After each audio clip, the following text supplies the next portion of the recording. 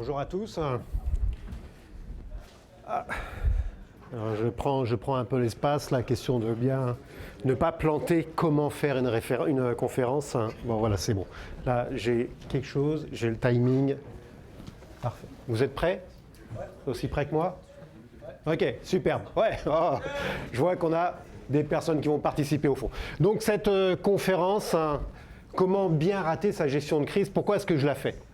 Ben, je la fais tout simplement parce qu'il y a tellement de compagnies, d'entreprises qui réussissent leur façon de gérer leur crise que je me suis dit, on va leur expliquer comment rater leur crise. D'accord? Je voudrais savoir, pour prendre un petit peu la température, combien d'entre vous ont une gestion de crise dans leur entreprise? Ok? Ah, quand même, pas mal, pas mal. Pour ceux qui ont levé la main, est-ce que vous avez fait un exercice de gestion de crise il y a moins d'un an? Levez la main ceux qui l'ont fait il y a moins d'un an. Ah, quand même, il y a des mauvais élèves dans la classe, en fait. Parce que vous réussissez votre gestion de crise, alors le but de cette conférence, c'est de rater. D'accord? Alors pour tous les autres, vous êtes des bons élèves. Bravo, félicitations. Pour ceux qui ont levé la main, on va essayer de vous expliquer comment rater, et puis la prochaine, n'hésitez pas à appliquer les 8 stratégies que je vais vous donner. Ok, on est prêt pour la suite? Oula, dis donc, une intro d'à peu près 1 minute 20. Première stratégie, à votre avis, c'est quoi? Ça va être quoi la première stratégie pour bien foutre en l'air sa gestion de crise? Pas identifier les acteurs. Pas identifier les acteurs? Ouais, ça peut être ça, mais c'est pas celle-là. Comment tu dis? Mourir. Mourir, ah oui. Ça peut arriver après, en effet. De ce côté, je ne vous ai pas entendu? Ne pas croire qu'une crise peut arriver. Ne pas croire, donc oui, en effet. Ça, on va le voir un petit peu plus loin, en effet. Qui d'autre? Émotion. Eh, vous donnez tous des bonnes réponses. Hein. N'êtes pas prêt. D'accord? La meilleure façon, c'est très dur en fait pour moi de faire cette conférence parce qu'il faut que je dise le contraire de ce que je dis normalement habituellement. Alors, si je fais des erreurs, n'hésitez pas à me rappeler. Donc, ne soyez pas prêts, d'accord? Si vous êtes prêts, vous allez réussir votre conférence, votre gestion de crise. Et franchement, je suis mal parti. Vous allez réussir votre gestion de crise. Et c'est pas ce qu'on veut, d'accord? Donc, moins vous serez prêts. Et donc, il y en a pas mal quand même qui ne sont pas prêts. Hein. Donc, félicitations à vous. Vous avez déjà la bonne première partie. Si vous n'êtes pas prêts, là, vous allez rater votre conférence. Pour ceux qui sont prêts derrière, là, je vous invite à ne pas maintenir vos procédures, etc. Là, vous allez voir, ça va pas mal aider. OK, donc, ne pas être prêt. Par exemple, j'ai changé un petit peu par rapport à la dernière fois parce que je parlais du Titanic et le Titanic, c'est un petit peu vieux. Donc, ne pas être prêt par rapport à quoi? À des événements qu'on peut penser impensables. Le World Trade Center, qui pouvait penser qu'on ferait descendre 2 tours en Amérique du Nord par 2 avions? Qui pensait ça? Personne. Hein? Ça faisait partie de l'impensable. Donc, en fait, on ne s'est pas préparé à ça. On ne s'est tellement pas préparé à ça que dans les tours du World Trade Center, il y avait des entreprises qui avaient leur data center dans la tour B, et puis leur secours de data center dans la tour A. Tour B s'est écroulée. Ok, on a encore peut-être une chance sur la tour A. Tour A s'est écroulée.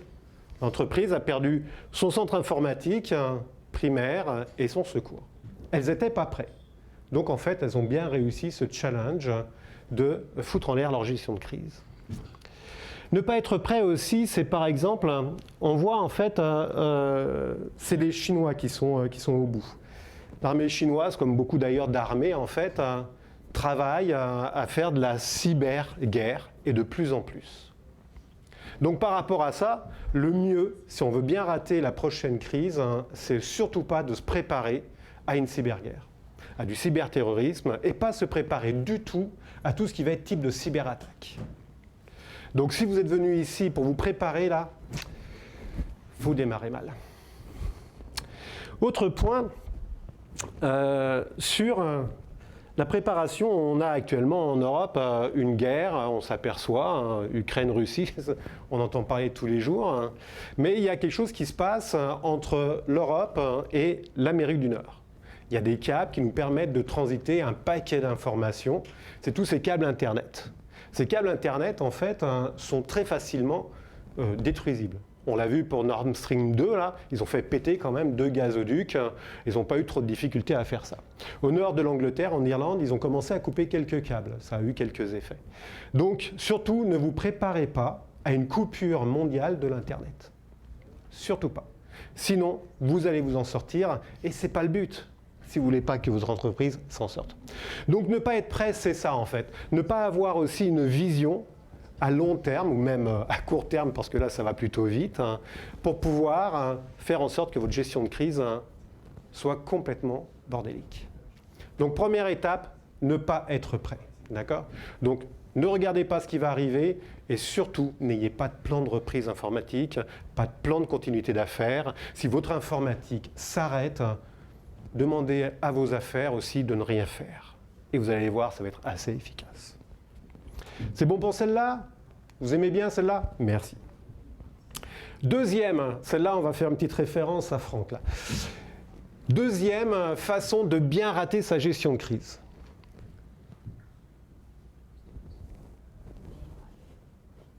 Comment ? Ne rien faire. Oui, ouais, c'est pas mal ça. On est proche. Regardez. Spectateur. OK.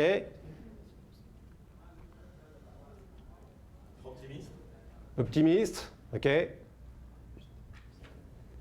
Prenez votre temps. Prenez vraiment votre temps. Et là, petite référence à Franck. Je pense que ces gens-là regardent sur le site web les chiens et les chats. Ils font partie de ces gens-là qui augmentent les statistiques. Bravo les champions. Donc surtout, et surtout en fait en cyber, prenez votre temps. On devrait normalement s'accélérer, se dépêcher, etc. Mais non. Prenez votre temps.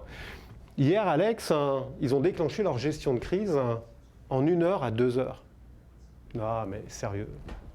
1 heure, 2 heures, non. Vous risquez de réussir votre gestion de crise. Prenez le temps de regarder toute votre série de petits chats et de petits chiens qui se baladent. Et si vous avez plusieurs saisons, cherchez en fait la série qui a le plus de saisons. Et prenez votre temps, allez voir jusqu'à la fin de la série. Prenez votre temps.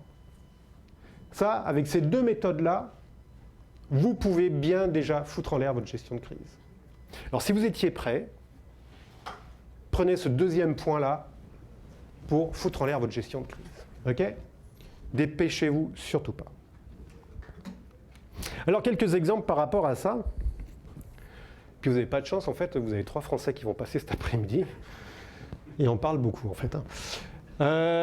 Donc en France, quand il y a eu la pandémie, on l'a vu, et puis on a vu quand même que c'est arrivé à partir de la Chine. Hein, d'accord ? Puis la Chine, ils ne font pas les choses à moitié. Hein, ils ferment des villes à 18, 20, 70 millions d'habitants. Ça ne passe pas inaperçu. Donc dans toutes les télés du monde, on en a entendu parler. D'accord ? Mais c'est en Chine, c'est loin. Puis il n'y a pas d'avions qui viennent jusqu'à l'Europe, ni en Amérique du Nord. Non, c'est dans un coin. Donc en fait, on ne se prépare pas. D'accord ? Premier point. Puis on prend notre temps. Félicitations. Donc on a vu que ça arrivait sur l'Est. Puis en Europe, ça a été l'Italie, où ça a été les premiers, où on a commencé à fermer des villes, etc. Là. Mais en France, non, mais attendez. Non, mais c'est les Italiens aussi.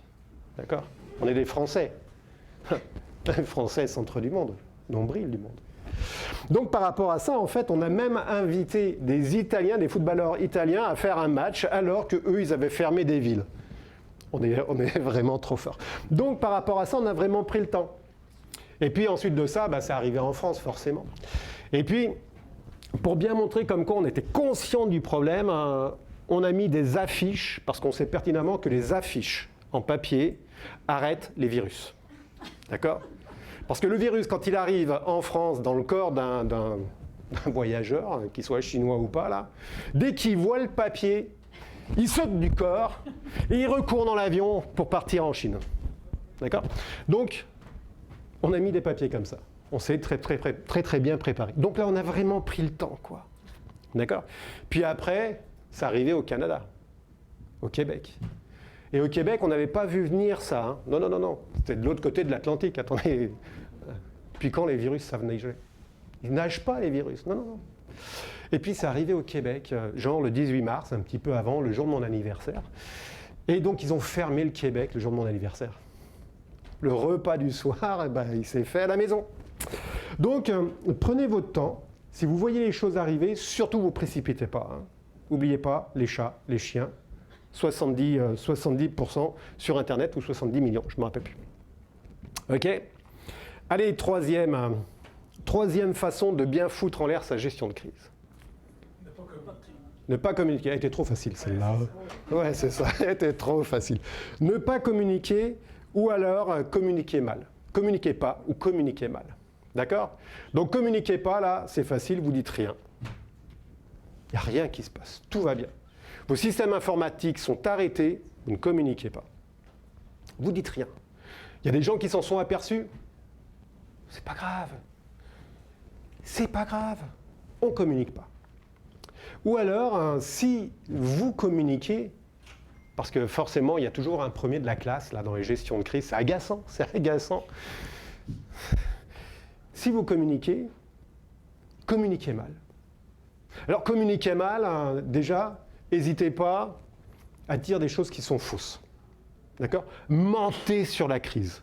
N'hésitez pas, vous y allez bien franco, vous mentez, vous racontez des carabistouilles aussi énormes les unes que les autres. D'accord? Et plus d'ailleurs elles sont grosses, plus vous avez des chances de rater votre gestion de crise. D'accord? Et puis surtout, vous pouvez aller dans le déni. D'accord? Mais non, nous ne sommes pas en crise. Oui? Moi, j'ai envoyé un courriel, moi. Un courriel, à qui? En disant qu'on était en problème, que les serveurs marchaient peu. Ah ouais, mais non, ça marche pas. Tu peux pas. De toute façon, les courriels, ils sont partis à la poubelle. C'est du spam, ça. Merci. J'ai oublié de dire, oui, c'est. Vous pouvez intervenir. Donc, déni, dites clairement que de toute façon, il n'y a pas de crise, que ça n'existe pas.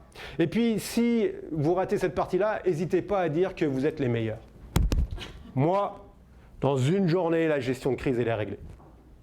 Dans une journée, vous aurez à nouveau votre informatique. Surtout quand on est chiffré, coincé, etc. Là, une journée, là, il faut être un petit peu couillu pour dire ça. Mais n'hésitez pas à le dire parce que vous allez savoir que 24 heures plus tard, quand les journalistes vont venir, ils vont dire « Hé, c'est à nouveau en marche ?» Vous direz « Dans 24 heures, les prochaines, ça sera en marche. » N'hésitez pas, faites-les traîner comme ça, d'accord?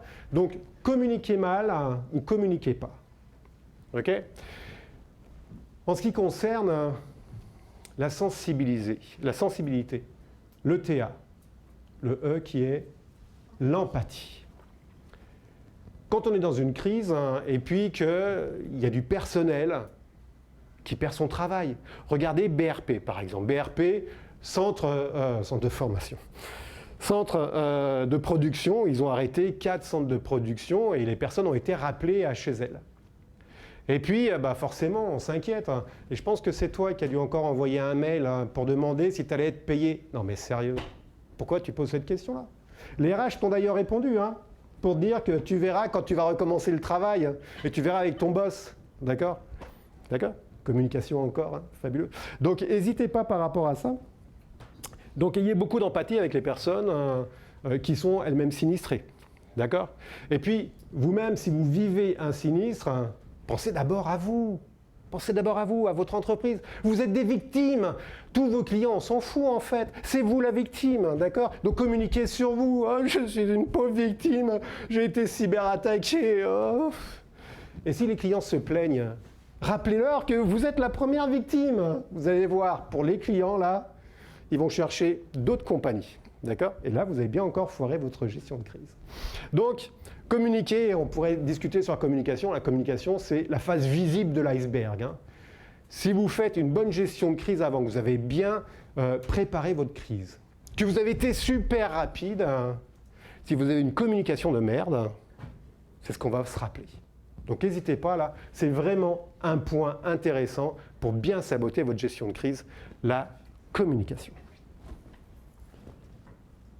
Et d'ailleurs, je ne sais pas si vous avez remarqué comment est-ce que, quand il y avait des entreprises qui se faisaient cyberattaquer, la première chose qu'elles disaient, c'est « vous inquiétez pas, tout va bien, on a juste un petit problème technique ».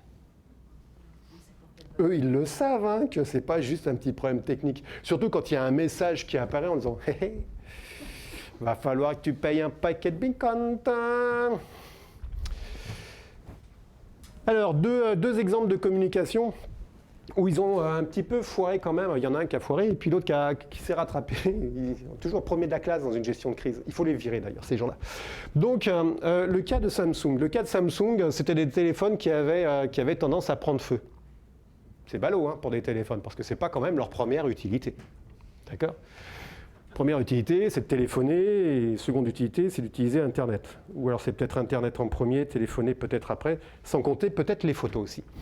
Donc, ils ont communiqué en disant que non, tout se passait très très bien. Et bon début de communication, ça c'est vraiment fabuleux. C'était la bonne track. Et ils ont même été jusqu'à dire que en fait, les utilisateurs dont le téléphone avait brûlé, c'était de leur faute. Eh, bravo! Bravo, il faut prendre exemple. Et en fait, après, il y a un gars qui s'est réveillé dans la gestion de crise qui a dit non, on ne peut pas dire ça, c'est le premier de la classe qu'il aurait fallu virer depuis le départ. Et lui, il a dit non, il faut mieux communiquer. Donc en fait, ils se sont rattrapés. C'est là où franchement, ils ont déconné. Donc pour Samsung, ils ont été faire visiter leur usine pour expliquer comment se faisait le contrôle qualité, etc. Et donc ils ont complètement retourné ça. Et là, ils ont commencé à sérieusement réussir leur gestion de crise. Donc on va arrêter avec eux. Ensuite, de ça, un autre exemple, c'est Volkswagen. Vous vous rappelez tous ce scandale des pots analytiques, etc. Là, ils se sont fait quand même prendre la main dans le sac. D'accord ? Puis il n'y a pas eu que Volkswagen, il y en a eu d'autres, il y en a eu en France, il y en a eu aux États-Unis. Et eux, ils ont persisté jusqu'à la fin. Non, c'est pas nous, tout va bien. Non, c'est pas nous. Eux, c'est des bons élèves. D'accord ? Donc, deux exemples de communication. Communication, vraiment, là, si vous voulez foirer votre crise et que vous avez réussi les deux premiers trucs, là, foutez en l'air votre communication, vous allez voir, c'est assez exceptionnel. Ah, tiens, je vois qu'il y a un petit bug. Ah, c'est parfait, ça tombe bien dans la communication. Justement, puis ça va aller avec celle-là. Quatrième, ça va être quoi à votre avis ? Quatrième façon, quatrième manière, quatrième stratégie de foutre en l'air sa gestion de crise. Comment est-ce qu'on peut faire ça ? Blablabla, blablabla. Se vanter. Se vanter, ça c'est bien, ouais. Ça c'est un point que j'aurais dû le dire avant, mais je te remercie de me le dire maintenant, comme ça je vais rebondir. Oui, se vanter aussi en communication, dire qu'on est les meilleurs, là. Vous allez voir, c'est quand même plutôt efficace. Qui d'autre pour ça ? Mentir. Mentir, ouais, il y a mentir aussi. Dire n'importe quoi. Dire n'importe quoi, oui. Ne soyez pas transparent en fait. Si vous êtes trop transparent en fait, les journalistes vont pas venir trop vous titiller. Et c'est dommage. Il y a des journalistes dans la salle ? Non ? Ça tombe bien. Et s'ils ne viennent pas trop vous titiller, vous ne pourrez pas raconter n'importe quoi. Donc ne soyez pas transparent, ça va amener la curiosité. Les journalistes vont vouloir vous poser plein de questions, soyez encore moins transparent. Dès qu'on vous pose une question, vous répondez avec un charabia, blablabla, blabla. Puis vous utilisez des acronymes. Ça aussi, les acronymes, c'est génial les acronymes. Moi, là, je ne suis pas un expert en cybersécurité, là. Et pendant 2 jours, je subis des acronymes. C'est pas facile. Donc, utilisez des acronymes, racontez des choses qui ne sont carrément pas claires, comme parfois je peux l'être en ce moment. Ne soyez pas transparents sur comment ça se passe au niveau de vos employés. Dites-leur pas que vous êtes en train de gérer la crise. Laissez paraître comme quoi c'est le bordel. Vous allez voir que vos employés, certains d'entre eux, ils vont partir. Si vous aviez prévu de faire un décrassage social, là, c'est le moment de le faire. Donc, ne soyez pas transparents, ni avec les employés, ni avec les fournisseurs, ni avec les partenaires. Si vos partenaires vous demandent qu'est-ce qui se passe, tout va bien. Tout va bien, il n'y a aucun problème. Ouais, mais je reçois des courriels bizarres de chez toi, et puis il y a un de mes gars qui a cliqué, il y a un machin qui est passé. Ah oh, mais non, mais ça ne vient pas de chez nous, ça. Non, nous, tout va très très bien chez nous. D'accord ? Donc, aucune transparence. Et plus vous serez opaque, plus vous avez des chances de foutre en l'air votre crise. Alors encore quelques exemples justement sur la transparence. La France est vraiment très forte par rapport à ça. Mais j'ai vu qu'il y en avait un petit peu sur le côté québécois. Oui, il y en a un petit peu. Pénurie des masques sur tout ce qui est justement la pandémie. Ça fait un paquet d'années maintenant que c'est passé d'ailleurs. Et en France, il y a eu une belle gestion en fait de tout ce qui était la gestion des masques. Alors il faut savoir qu'en France, il y a normalement dans un stock stratégie 1 milliard de masques. Et c'est des masques normalement FFP3, donc vraiment les trucs, quand tu le mets, tu as non seulement du mal à respirer, mais le virus aussi a du mal à respirer, donc il meurt. Donc par rapport à ça, ce qui s'est passé un petit peu, la gestion de ces masques-là, il y a eu un petit souci. D'accord ? Normalement, des masques, ça a une date de péremption, et donc il faut les changer. Et puis entre les masques qu'on n'avait pas changés, et qui ont moisi, parce qu'un masque, ça moisit, et puis tous ceux qu'on a détruits, en fait, le stock stratégie s'est limité à quelques centaines de millions, genre autour de 300 millions.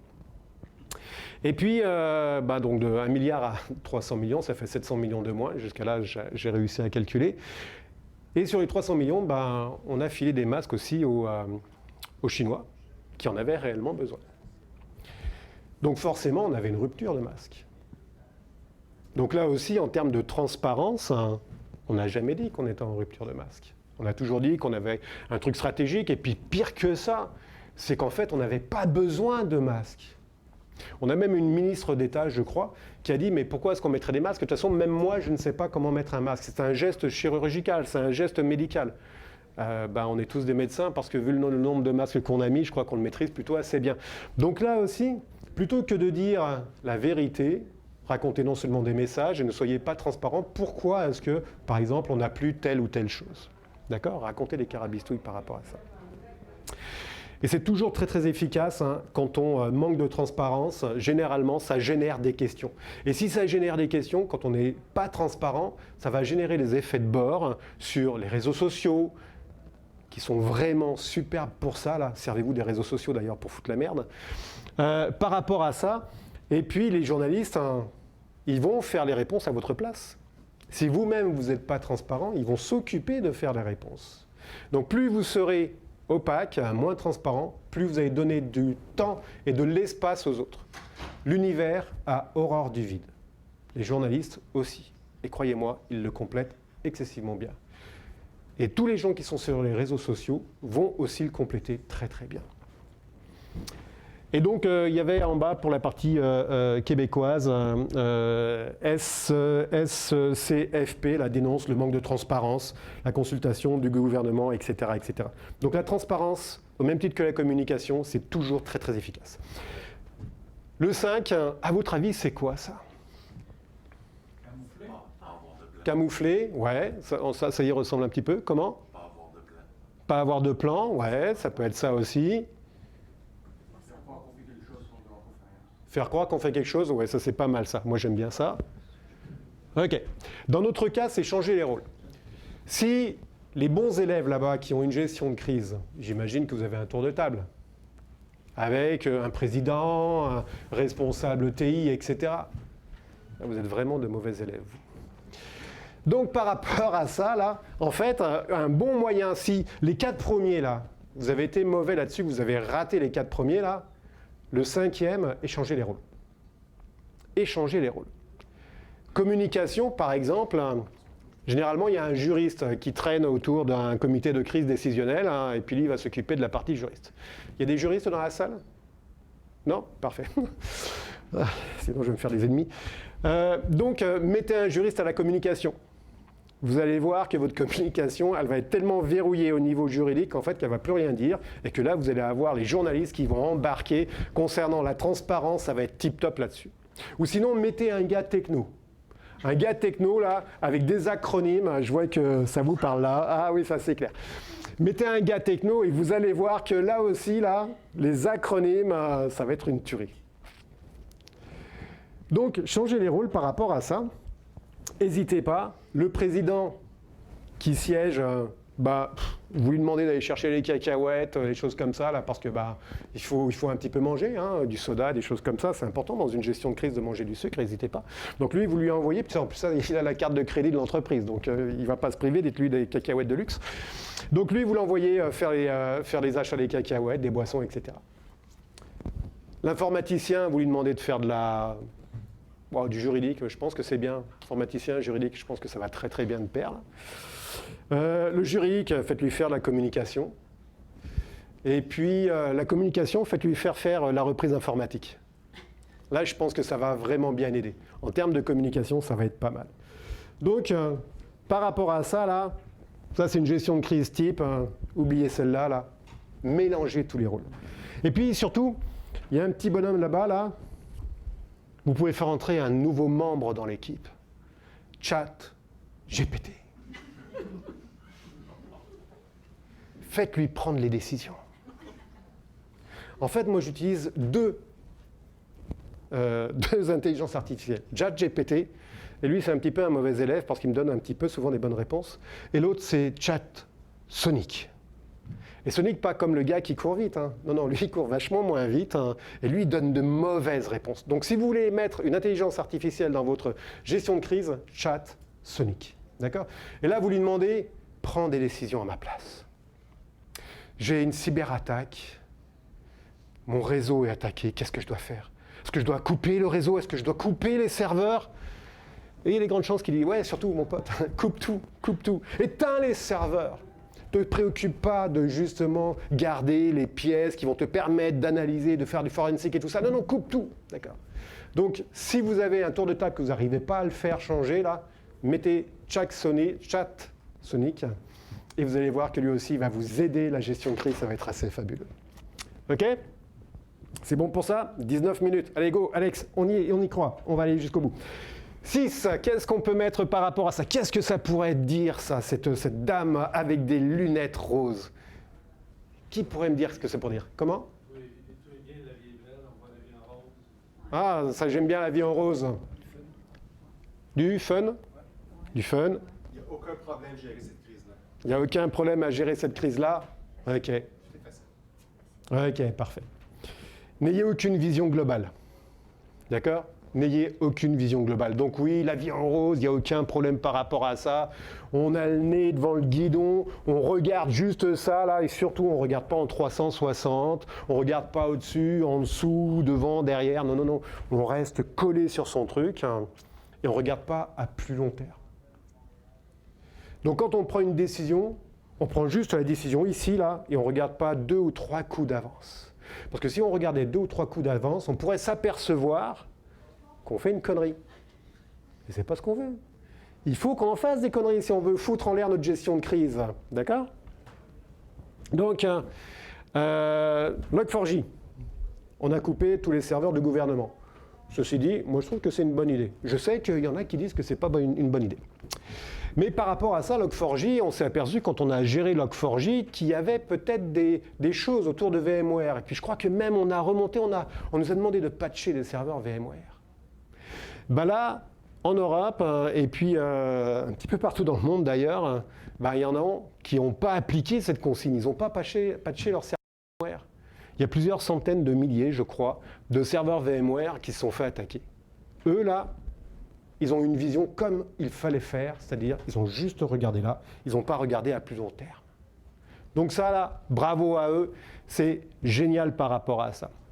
Pareil, pour ne pas avoir une vision à long terme, hein, typiquement, comment ça s'appelle, notre virus, notre pandémie favorite, ben là aussi, quand on a vu en Chine ce qui se passait là, on a bien fait de ne pas commencer à se préparer par rapport à ça, sinon on aurait réussi notre gestion de crise. Ceci dit, on a quand même réussi à terme. Allez, 7, la petite madame avec son réveil qui n'a pas l'air contente. À votre avis, ça pourrait être quoi ? S'énerver. S'énerver, oui. OK. Vous savez que dans une gestion de crise, en fait, on va travailler 24 heures sur 24. Alex, hier, l'a bien dit, 24 heures sur 24, on a travaillé, ça a été compliqué, ça a duré des semaines, etc. D'accord ? Eh bien, n'hésitez pas. Faites travailler 36 heures sur 24 votre personnel. N'hésitez pas. Faites-le travailler. Pas de repos. Et vous êtes sûr que comme ça, vous allez rater votre gestion de crise. Donc, vis-à-vis de ça, aucun temps de repos. On travaille. On ne respecte aucunement la législation du travail. On génère du stress supplémentaire. Si vous avez des employés techniciens qui sont sur leur clavier et que vous estimez qu'ils ne vont pas suffisamment vite, allez juste à côté. Bah alors, tu fais quoi ?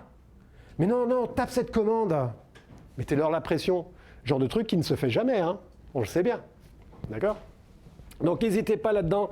Vos employés, mettez la pression. Au niveau de la gestion de crise, mettez la pression en fait sur tout ce que vous pouvez mettre. Stressez tout le monde. 8e, à votre avis, qu'est-ce que c'est la jeune fille avec ses cahiers? Ok, je vais répondre à votre place. Parce qu'il me reste plus que 15 minutes, il va falloir que j'y aille. Ok, donc ne faites aucun apprentissage. D'accord? Donc vous êtes fait déjà attaquer. Superbe, vous avez acquis une méga grosse expérience. Possiblement, vous allez survivre. Ça, c'est superbe. Mais maintenant, de plus en plus, on s'aperçoit que des entreprises qui ont été attaquées se font réattaquer. Donc, si vous ne faites aucun apprentissage, si vous avez réussi cette crise, vous ne faites pas partie de la bonne partie de la classe, je vous le dis. Mais vous avez une chance de vous rattraper à la prochaine crise. Donc, prenez aucun apprentissage de ce que vous avez fait. Ce qui merdait dans cette crise, surtout ne le modifiez pas pour la prochaine crise. Sinon, ça risque de réussir pour la prochaine crise. D'accord? Donc, aucun apprentissage par rapport à ça, c'est vraiment quelque chose d'important. Donc, ne revoyez pas votre méthodologie qui a posé problème. Les process qui ont merdé, gardez-les, conservez-les. C'est cela qu'il va falloir vous servir pour la prochaine crise. Hop, hop, hop, hop. Ah oui, j'ai oublié de vous parler de mes associés. Bob et Bob. Stop, hein. Ouais, ils me disent de stop. Hein. Ouais, je vous ai raconté beaucoup de conneries quand même jusqu'à maintenant. Vous êtes d'accord avec ça? Ouais, hein? Ouais. Et vous m'avez écouté religieusement. Je vous en remercie énormément par rapport à ça. Bon, ok. Mon boulot quand même, c'est pas que de raconter des conneries. Clairement. D'accord? C'est très difficile de faire ça, de raconter que des conneries comme ça, même si ça m'amuse beaucoup. Et je sais que vous aussi, ça vous amuse beaucoup. Donc, parce que je suis un professionnel, je vais vous expliquer 9 clés qui vont vous permettre de réussir la prochaine crise. Vous avez compris un petit peu tout ce qu'il ne fallait pas faire. Vous l'avez, à mon avis, bien compris. Maintenant, première clé par rapport à ça. Soyez prêts. On vit des temps qui sont fabuleux. Et on l'a vu, vous avez plusieurs conférenciers qui vous ont parlé de ça. Il y a plein d'attaques, il y a des statistiques par rapport à ça. Donc soyez prêts vis-à-vis de ces attaques-là. Si votre entreprise n'a pas de cybersécurité, je vous inviterai à investir sérieusement dans la cybersécurité. Mais la cybersécurité, c'est qu'une partie en fait de la gestion de crise, que de la cyber-résilience. Je vous inviterai aussi à investir dans un plan de continuité d'affaires, dans un plan de reprise informatique, dans un plan de gestion de crise, dans le fait d'avoir un inventaire clair et précis de votre informatique. J'imagine que vous l'avez tous. Ouais, hein. Ok, donc soyez prêts parce que quand la crise va arriver, là, vous n'allez pas avoir le temps, en fait, de vous poser la question à savoir, merde, c'est quoi le numéro de téléphone de Joe? Vous savez, le gars là, qui s'occupe des réseaux, là? Merde, c'est quoi son numéro de téléphone? Non, vous n'avez pas le temps, là.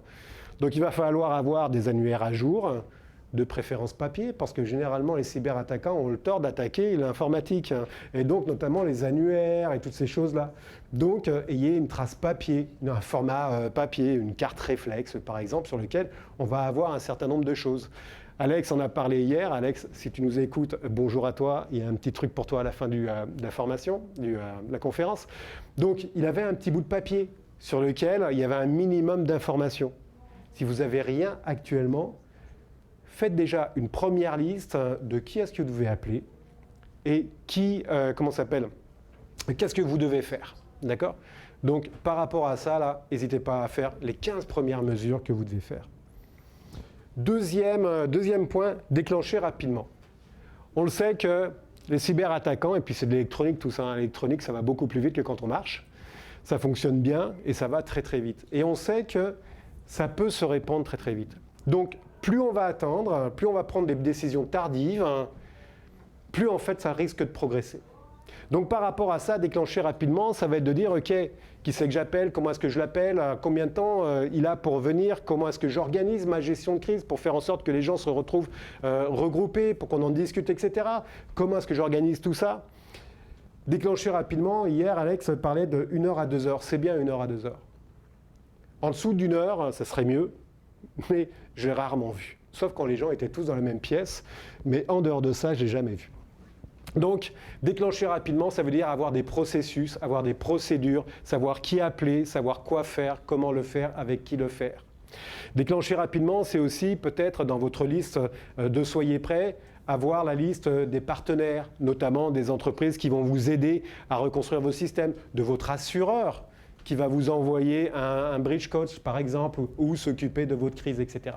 Donc tout ce genre de choses-là, il va falloir l'avoir sous la main. Donc soyez prêts, déclenchez rapidement, sachez qui appeler.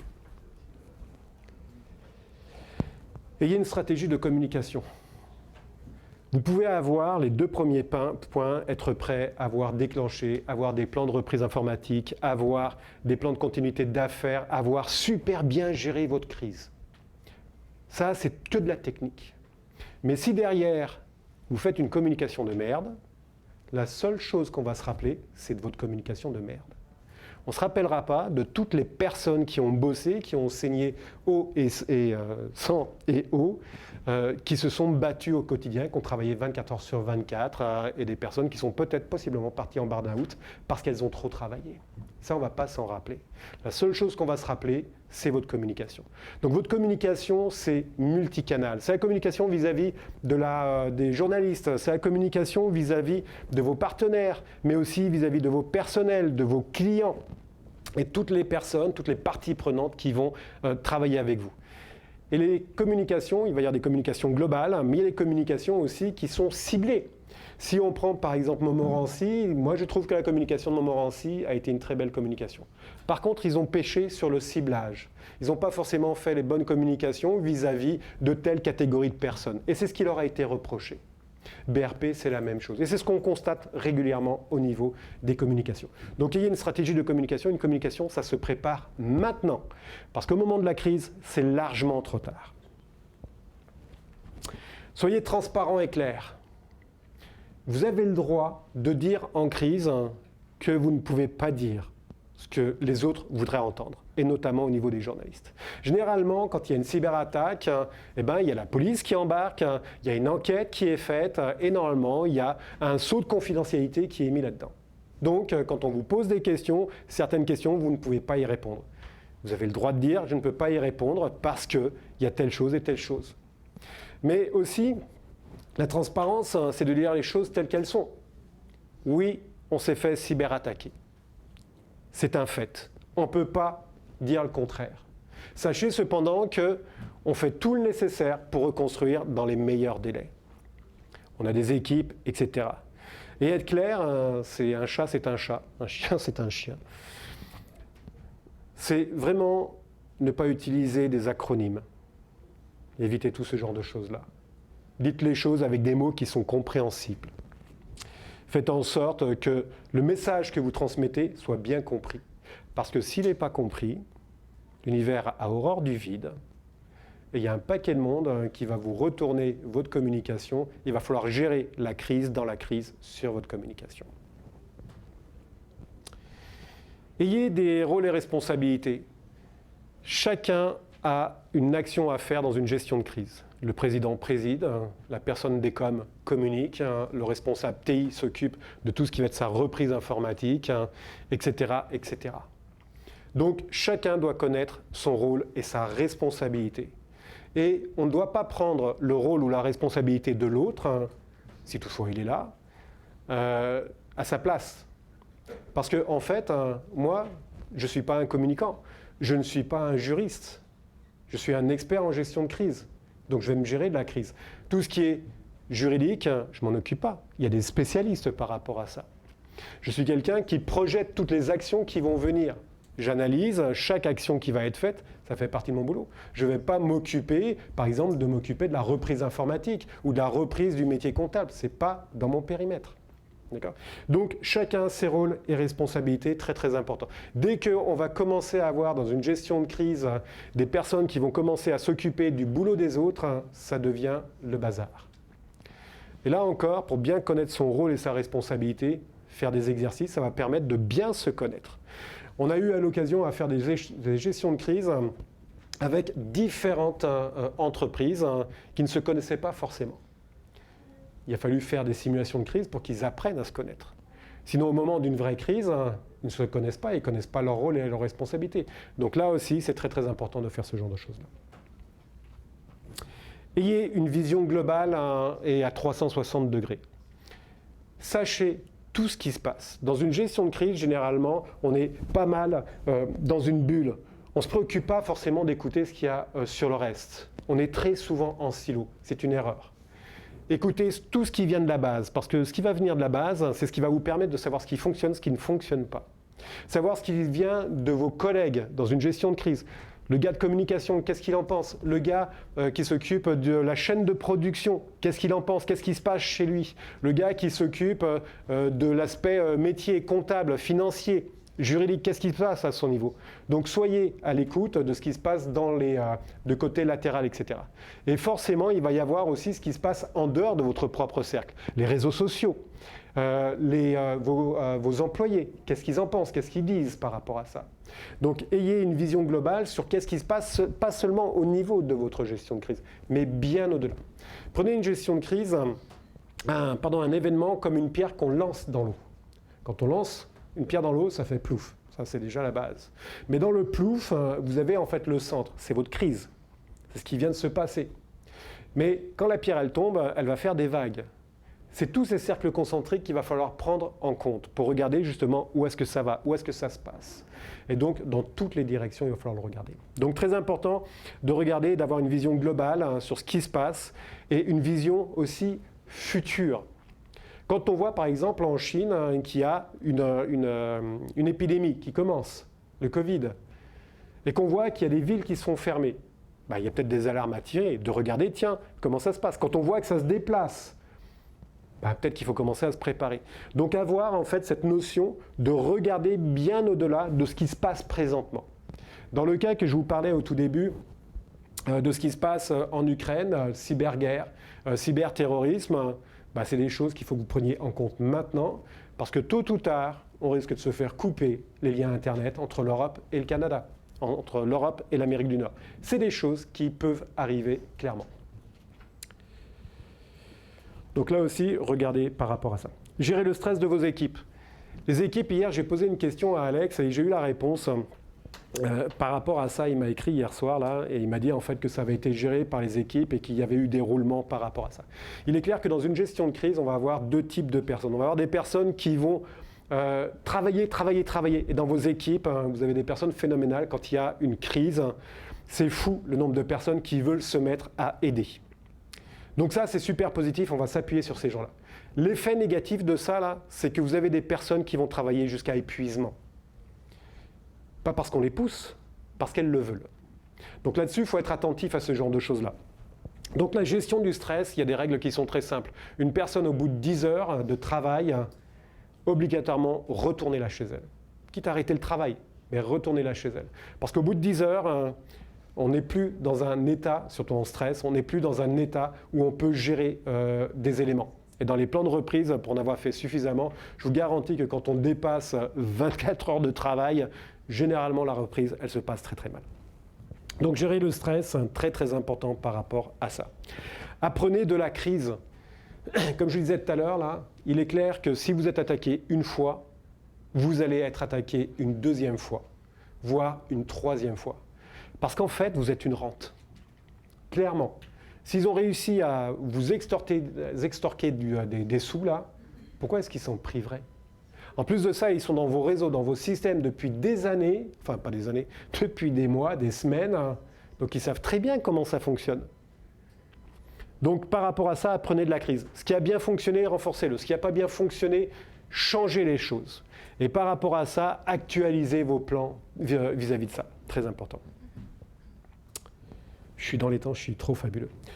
Spécial dédicace à toi, Alex Bédard, si tu nous écoutes. Je te remercie, ta conférence était vraiment superbe et je te remercie parce que c'est très très rare d'avoir des conférences, enfin des conférenciers ou des entreprises qui parlent d'une cyberattaque qui les a touchés. C'est excessivement rare et vraiment je remercie Alex Bédard d'avoir fait ça. Et puis Alex, pour toi, spécial dédicace, la question n'est pas de savoir quand ou si vous allez être sinistré. Moi, c'est une phrase que j'utilise depuis des années et j'adore dire cette phrase et je sais que toi, ça t'agace. Donc la question, en fait, c'est pas celle-ci. Ça, limite, on se contrefout de savoir quand est-ce que vous allez être attaqué ou si vous allez être attaqué. Je vous le dis tout de suite, le si, vous allez l'enlever parce que vous êtes systématiquement attaqué tous les jours. Tous les jours, vous recevez des courriels qui sont potentiellement infectés. Donc, tous les jours, vous subissez des cyberattaques. Vous avez juste eu la chance, jusqu'à maintenant, que vous n'avez pas passé à l'étape suivante, c'est-à-dire de ne plus avoir d'informatique. Et le camp, il arrivera quand il arrivera. Mais c'est sûr que, et d'ailleurs, je suis prêt à prendre le pari avec vous, je paye le resto, là. Si dans 5 ans, vous venez me voir, 5 ans, je suis même excessif, 3 ans, vous venez me voir et vous me dites, moi, je n'ai pas eu de cyberattaque dans mon entreprise dans les 3 ans à venir. D'accord? Vous notez, c'est enregistré en plus de ça, donc n'hésitez pas, vous viendrez me voir. 0 secondes. Je continue, il me reste 1 minute. Allez, et puis Franck, il l'a fait aussi, alors je peux me permettre. Que ferez-vous donc oui, pardon, la question, je me reprends, je me reconcentre. En fait, la vraie question, c'est qu'est-ce que vous allez faire lorsque votre entreprise sera à l'arrêt? Et Alex l'a bien dit hier, ce n'est pas une crise informatique. Non, non, c'est une crise d'entreprise. Vous n'avez plus d'informatique. Si vous n'avez plus d'informatique, c'est comme si vous n'aviez plus de crayon pour écrire sur du papier. Vous n'avez plus d'informatique, votre entreprise, elle s'arrête. C'est fini. Hop, il n'y a plus personne qui bosse. Donc la question, c'est qu'est-ce que vous allez faire? Comment est-ce que vous allez maintenir vos activités essentielles sans informatique? Acheter des cahiers Canada, là, il en a acheté un paquet, là, peut-être qu'il a encore du stock, il pourra peut-être vous en refournir, mais en tout cas, il va falloir le prévoir, ça. D'accord? Donc, ça, vis-à-vis de ça, là, qu'allez-vous faire dans votre entreprise lorsqu'elle sera à l'arrêt? Très important, ça. Je vais passer sur ça. Et puis, 9e clé, forcément, 9e stratégie, c'est ayez un plan de gestion de crise. Ayez un plan. Donc, ceux qui ont un plan de gestion de crise, bravo les gars, bravo. Maintenant, faites des tests. Régulièrement, genre tous les 6 mois. Pour les autres, dépêchez-vous. Non, toi, tu as envoyé ton courriel, c'est trop tard. Non, je voulais juste dire que par contre, il faut faire attention parce que des fois, les tests, ça crée de la panique. Mais c'est très bien. Oui. Ouais, oui, oui. Ah, je vois qu'on me pousse là. J'ai bientôt fini. Non, c'est bon, c'est bon, c'est bon. Juste une anecdote, en effet, je suis complètement d'accord avec toi. On était en préparation de faire une simulation de crise et les documents que l'on fait quand on fait une simulation de crise sont tellement réels que, en fait, la responsable informatique, enfin la responsable de la sécurité, là, ce document-là est tombé en fait sur son bureau. Je ne sais pas comment est-ce que c'est tombé, sincèrement, là. Et ça a été un vent de panique. Et en effet, ça a été un bordel sans nom. Donc il a fallu le récupérer, là, ça a été... Mais oui, c'est bien, toi t'envoies des courriels, c'est bien. Ok, eh ben oui, voilà, c'est bon, on est à la fin. Donc, mes associés et moi-même, on vous remercie d'avoir écouté ça. On fait un magazine, je tiens à vous en parler quand même 30 secondes. N'hésitez pas à le télécharger, là. C'est une tuerie, ce magazine. C'est pas parce qu'on l'a fait, là. Mais en plus de ça, il y a un dossier spécial sur le blackout informatique et on parle justement de ce qui pourrait se passer si on n'avait plus de câble Internet chez nous. Et il n'est pas trop tard, préparez-vous. Sincèrement, pour ceux qui ne sont pas prêts, là, je vous invite réellement à vous préparer. Ne tardez pas. Vous n'avez pas besoin de faire des gestions de crise qui vont vous prendre des semaines et des semaines. Quand on met une gestion de crise, en moins de 10 jours, on est capable de monter une gestion de crise opérationnelle. Donc, quand on vous dit qu'une gestion de crise, ça peut prendre des années, là, bah, venez nous voir. Et puis voilà, c'est tout. Merci à vous.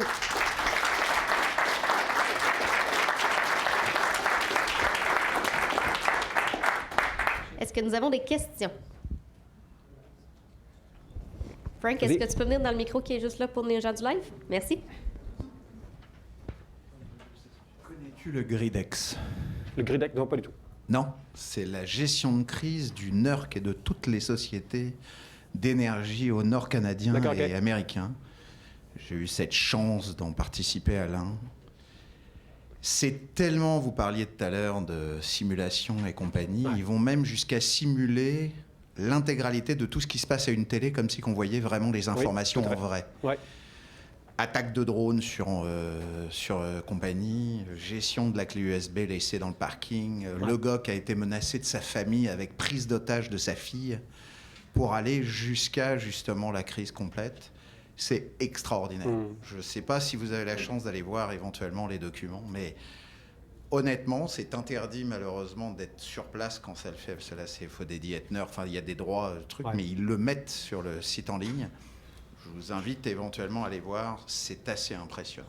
C'est en fait un énorme gros CTF et d'escape room, mais à la mode à la mode de 9 compagnies d'énergie au travers des États-Unis et de l'Amérique. C'est vraiment incroyable. Je te remercie de ça parce que tu vois, les scénarios que tu dis, c'est les scénarios que l'on fait.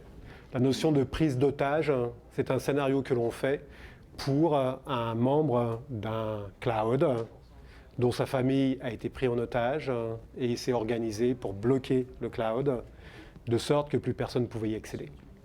Donc ça fait partie des scénarios que nous, on met en place. Donc merci de l'info, j'irai voir. Autre question? Oh, j'adore Merci. quand je suis clair comme ça. Merci à vous.